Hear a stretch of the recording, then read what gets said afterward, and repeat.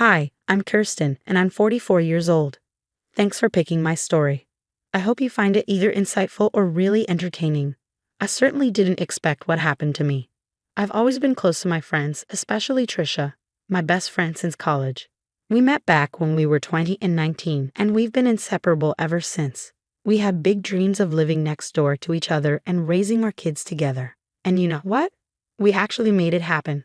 We worked hard in college, found great partners, and bought houses right next to each other, just like we planned. Before we knew it, Trisha and I were both expecting babies around the same time. It was a funny coincidence as we got pregnant just a couple of months apart. It wasn't exactly what we had planned, but it added an extra thrill to our journey. Life was pretty good for us. Trisha felt like more than just a friend. She was like a twin flame or a sister I never knew I had. We did everything together and genuinely cared for each other. As the years passed by, our bond only grew stronger. Our kids were growing up too, and Kyler and Ricky especially became inseparable, just like us. They didn't really have a choice. Trisha and I were so close, they had to get along. Trisha's husband and I even joked about whether our kids would end up falling in love when they grew up. Trisha and I thought it was unlikely, but life has a funny way of surprising you. I remember that day so clearly, like it just happened. Trisha and I were sitting on her porch, chatting away about everything, as best friends do. Suddenly, Ricky and Kyler walked up the driveway, and there was something different about them. It struck me when I saw them holding hands. Ricky was 19 and Kyler was 18, and it seemed like that was the moment they decided to be officially together. Trisha and I were surprised, but apparently, their friends and even their cousins had seen it coming for a while. "Hey, you two, how was your day?" "Wait, what's going on here?" Kyler and Ricky both took a deep breath and then spilled the news. "Mom, Aunt Trisha, Ricky, and I are officially a couple." "What? Really? Oh, that's fantastic news, you two. I knew something was up when you walked up the driveway holding hands like that." "Yeah, we decided to make it official. We've been keeping it quiet for a while now. Looks like our husbands were right, huh?" "Seems that way. But seriously, congratulations, you two. We're so happy for you. Thanks, Aunt Kirsten. It means a lot. We were a bit nervous about how you guys would react." "Sweetheart, you should have told us sooner. We're thrilled for both of you." "Absolutely, you don't need to worry. We're here to support you, just like always." "We appreciate that, Aunt Kirsten, and we're really glad you guys are okay with it. And who knows, maybe our kids will grow up together just like we did. We might even start placing bets on when they'll become a couple." "Let's not rush things now. Let's just celebrate this beautiful moment. Sounds good to me. Thanks, Mom, Aunt Trisha, for being so cool about it." "Always, sweetheart. Love knows no schedule. We're just happy you found each other." It felt like destiny had brought Kyler and Ricky together. Trisha and I were thrilled for our kids. However, things took a turn when they were on a school trip, and Trisha and I were hanging out at my place. Out of the blue, Trisha asked, "Hey, Chris, have you ever thought about whether our kids should really be together?" I knew there was more to it, but she brushed it off. Despite my persistence, she avoided the topic and made excuses to leave early. It bothered me, but I let it slide. Over the years, Trisha's unease around Kyler and Ricky's affection became obvious. I couldn't ignore it any longer. "Trisha, what's really going on?" She denied any issue, but I could sense her discomfort. I confronted her, urging her to open up. Despite her denial, I reassured her of my support and urged her not to shut me out. She insisted everything was fine, but I couldn't shake the feeling that she was hiding something. Once Ricky and Kyler announced their engagement, the chaos of wedding planning began. We threw ourselves into organizing the big day, but Trisha's involvement was noticeably lacking. She made excuses, leaving me to handle most of the responsibilities. While Trisha's behavior wasn't entirely unexpected, it surprised Ricky and Kyler. They assumed Trisha and I would be inseparable in the planning process. Instead, it felt like I was managing everything alone. Trisha's increasing distance became more obvious as time passed, and Ricky started confiding in me about her unusual reactions. Every time Kyla came up, he couldn't shake the feeling that Trisha wasn't entirely happy about their marriage. "Have you talked to her about it?" "Yeah, I have. She keeps insisting that everything's fine when I know it's not. I don't understand why she's acting so strangely. Despite our concerns about Trisha, we had a wedding to plan, and there was no time to dwell on her negativity. Ricky and Keela were excited to celebrate their love, and ensuring their special day went smoothly became my top priority. The anticipation for the wedding day was intense after weeks of careful planning. Despite our efforts, Trisha, who had been mysteriously absent leading up to the big day, seemed to cause unexpected disruptions. Each accidental spill or dropped item added to the chaos, and the timing seemed too coincidental to ignore. It just seems too convenient, don't you think?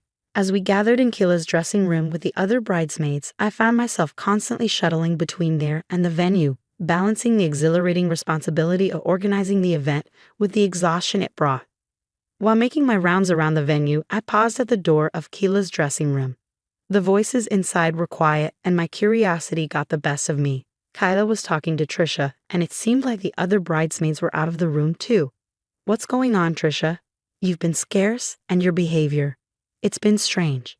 As I listened in, hoping for an honest conversation, what I heard stunned me. Trisha opened up, revealing her true feelings, and they weren't good. She was unhappy with Keela, criticizing her decisions and questioning if she was suitable for Ricky. It hit me hard. My lifelong best friend seemed to harbor serious negativity towards Keela. "I've never approved of you, Kyla. Do you think you were raised properly? Do you think you're worthy of my son? You don't deserve him. I hate that this is happening. How can you say that? I had no idea you felt this way. You must have known. I've been uncomfortable around you for a long time. Then why didn't you speak up? Why wait until my wedding day to unload all this? If you had a problem with me, why not talk to me instead of making me out to be the villain? Not a chance. I won't ruin my son's happiness because of my issues with you. Even if he doesn't see your value now, he will eventually." It was like a punch to the gut. I couldn't believe Trisha had been keeping these resentments hidden, and her odd behavior on the wedding day seemed to stem from these deep-seated disapprovals. The gravity of what I overheard hit me like a ton of bricks. Someone I trusted so much was concealing toxic emotions. The joyous occasion of the wedding now felt tainted by this unpleasant truth. Feeling stunned and wounded, I had to decide what to do. I barged into the room, only to find my daughter, tears streaking down her face. Seeing Keela in distress ignited my anger, and I unleashed it on Trisha, demanding to know what her issue was. I was seething with fury, feeling betrayed and wounded by someone I consider family. "What on earth is going on, Trisha? What's gotten into you? Are you out of your mind?" Trisha seemed taken aback, probably not expecting my abrupt entrance. I didn't care. I needed answers. The atmosphere in the room was tense, with everyone else remaining silent, likely shocked by the sudden confrontation. But I paid no heed to their reactions. All that mattered was unraveling this mess and salvaging what was left of the wedding. "Trisha, tell me what's happening. Why is my daughter crying on her wedding day?" "Kirsten, it's nothing really. Just some pre-wedding jitters." "Jitters? Come on, Trisha. I heard your conversation in there. You can't deceive me. You've misunderstood, Kirsten. I was simply telling Keela about the stresses of weddings, you know. Don't lie to me, Trisha. I heard you mention something about Ricky not deserving Keela and ruining his life. What's that supposed to mean? Do you think I raised my daughter poorly?" "No, Kirsten, you've got it all wrong. I was just expressing concern, offering motherly advice." "Motherly advice? Making my daughter cry is your idea of advice? Trisha, you're supposed to be my best friend. What kind of friend talks negatively about their bestie's daughter on her wedding day?" "Kirsten, I had no more excuses. Trisha, you've been a terrible friend, and I won't tolerate you ruining my daughter's special day. If you can't be happy for her, maybe you should leave." We continued arguing, and Keela was attempting to fix her makeup. Eventually, Trisha left, embarrassed and unable to accept responsibility for her actions. It was truly eye-opening to witness. "Why would she do this to me, Mom? What did I do?" "I don't know, sweetheart, but one thing's for sure. It's not your fault. Trisha's acting childish, and she's clearly envious of you." "I mean, why bring this up now? Like you said, if she had a problem, she should have talked to you. But she knows her excuses for disliking you don't hold water, or else she wouldn't have behaved so terribly." Kyla shed a few more tears, and I reassured her that everything would be all right. Then, I had a sudden idea. "I just thought of something. We're going to teach that woman a lesson, but only if you're okay with it," I said, seeking Kella's approval. I outlined my plan to expose Trisha's true nature, which immediately lifted Keela's spirits. She agreed it was a perfect plan and urged us to act swiftly to give Trisha a taste of her own medicine. With the plan in motion, we proceeded with the ceremony, trying to maintain a sense of normalcy. Throughout the event, I kept an eye out for Trisha, who appeared increasingly uncomfortable. Good. I was pleased to see her squirm, but she was about to feel even more uncomfortable. As Kayla and Ricky exchanged vows, the atmosphere relaxed, and people began to enjoy the festivities. That's when I sprang into action.